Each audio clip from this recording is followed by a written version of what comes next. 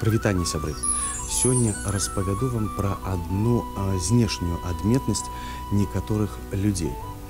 Усе мы ў дзяцінстве востра прымаем крытыку ці кпіны са сваёй знешнасці.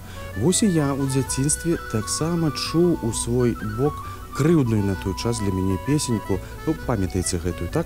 Рыжы-рыжы канапатый убіл дзедушку лапатай. І сапраўды, шмат у мяне было вяснушак, ды іх і зараз не паменшала, але ніхто ўжо у мой бок такіх песень не спявае. Дык вось, калі мы кажам па-руску, то звычайна кажам вяснушкі, канапушкі.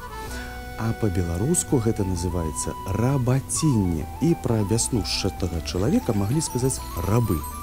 Да таго ж, даражэнькія мае, рабаціннем яшчэ называецца і ряд на вадзе.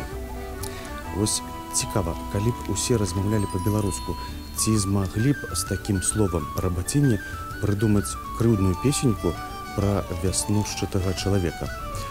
Не сумуйце, сябры мае, памятайце, што проста нас такіх рабых канапатых вельмі любіць сонейка. Не сумуйце, сябры, да сустрэчы і сонечных вам дзянёчкаў.